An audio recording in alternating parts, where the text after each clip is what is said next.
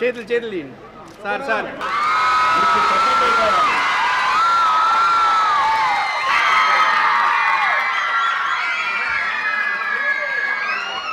వారి సమయాలంటే 4 నెలలు సచివాలయం మాదిరిగా వస్తూ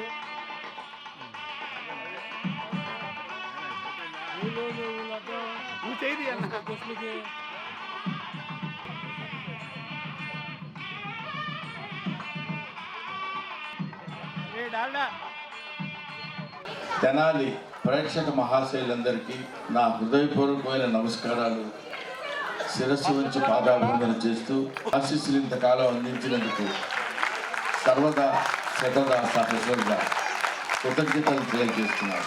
బొల్లిముద్ద శివరామకృష్ణయ్య గారి 100వ జయంతి వేడుకల్లో జీవన సాఫల్య పురస్కారం నాకు అందజేయాలని మిత్రులు సహృదయులు శ్రీ చందు సుబ్బారావు గారు, ఈయన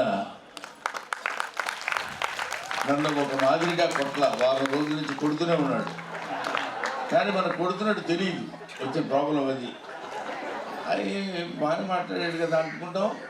పొద్దున్న 5:30కి లేచి 6 గంటలకు స్నానం చేసి బండి ఎక్కేటట్టు కొడతాడు. అది అలాంటి కార్యదీక్షాపరుడు కాబట్టి ఇంత అద్భుతమైనటువంటి కార్యక్రమాన్ని, కళాత్మకమైనటువంటిది, సాంస్కృతికమైనటువంటి కార్యక్రమాలు నిర్వహిస్తూ ఒక అద్భుతమైనటువంటి కార్యక్రమాన్ని 20 సంవత్సరాలుగా, 1 కాదు 2 కాదు, ఏదో మన ఇంట్లో పెళ్లి జరుగుతుంటేనే వాళ్ళని తిట్టి నాన్న మీద భక్తులు చేసాడు కొట్టుకొని ఇంటి కొట్టుకొని ఏం చెప్పాను నీకు అంటాడు. అక్కడ మన పెళ్ళిళ్ళలో కూడా గబుక్కున అది తీసుకురాను అనుకో ఏది అంటాడు. మామూలుగా ఏది అనొచ్చు.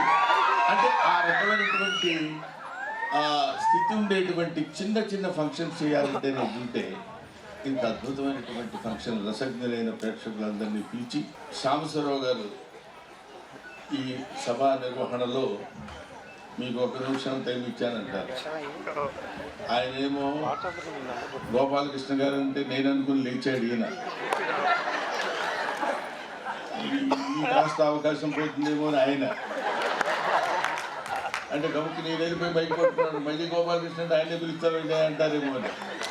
ఇలాగా ఒక ఆద్యంతం అద్భుతంగా ఈ కార్యక్రమాన్ని నిర్వహించి అధ్యక్ష స్థానంలో ఉన్నటువంటి సాంబశివరావు గారికి నా హృదయపూర్వకమైన నమస్కారాలు. ఒక అద్భుతమైనటువంటి అనుబంధం ఉంది. ఏంటంటే మా సిస్టరు సున్నం అనసూయమ్మ గారిని కెమిస్ట్రీ లెక్చరర్ గా JMJ కాలేజీలో పనిచేస్తూ రిటైర్ అయిపోయారు. తెనాలి అప్పట్లో ఈ మొత్తం పందిళ్ళు అంటే కనపడే ప్లేసులు కనపడతాయా లేదా, ఆ పైన ఆకాశం కనపడకుండా మొత్తం ఆకాశం అంత పందిరేసి అంటాం చూడండి. ఆకాశం కనపడకుండా ఉన్నంత పందిరేస్తే వెళ్ళి లైన్లో నిలబడి చిన్న గ్లాసులు ఇస్తే అందులో పానకం వడపప్పు పెడితే తిన్న బ్రహ్మానందాన్ని.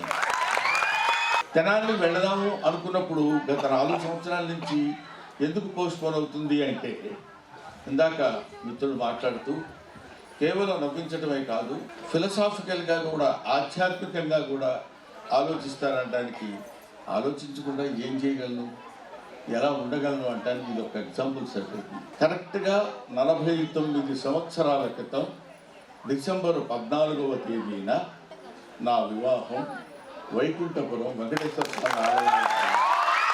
చెప్పాను కదా ఇందాక మా సిస్టర్ అని, ఆవిడ వాళ్ళ ఆడపడుచుతో నాకు వివాహం. అది ఎక్కడ చేయాలి అంటే అప్పుడు ఈ ఆలయం అతి ప్రాథమిక దశలో ఉంది. ఆ ఆలయ నిర్మాణంలో ఉన్నప్పుడే వైకుంఠపురం అని అక్కడ ఉంది. అక్కడ వెంకటేశ్వర స్వామి ఆలయంలో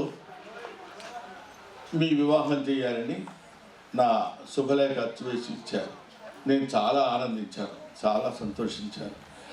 అటువంటి ఆలయంలో నాకు వివాహం జరగటం, ఆ వెంకటేశ్వర స్వామి యొక్క అనుగ్రహం చేత నేను ఈరోజు మీ అందరి ముందు చూడండి, ఈ ఫేస్ చూడగానే ఎటు మామూలుగా ఇలా వెళ్తున్నవాడు కూడా మొహంలో చూడగానే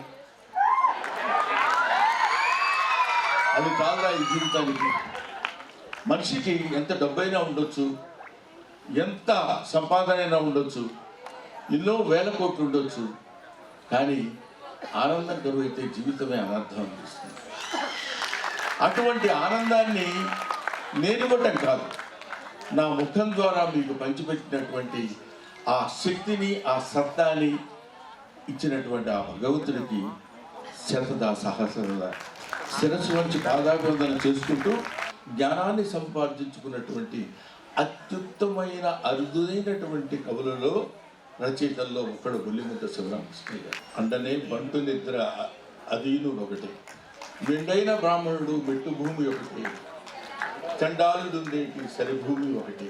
భూమి అంతా ఒకటేనండి, మనకు తెలియక ముక్కలు ముక్కలు చేసుకుని కొట్టుకు చేస్తున్నాం, కొట్టుకుందాం. మనకు అందులో కొంచెం ఆనందం కూడా ఉంటుంది, అనేక రకాలైన కారణాలతో మనం కొట్టుకుంటాం. ఇటువంటి వద్దురా మనుషులు మారాలి అని చెప్పుకున్నాడు బొల్లిముద్ద శివరామకృష్ణ. అప్పుడు పునాది రాళ్ళు వేసినటువంటి మహనీయుల్లో ఒకడు బొల్లిముద్ద శివరామకృష్ణ.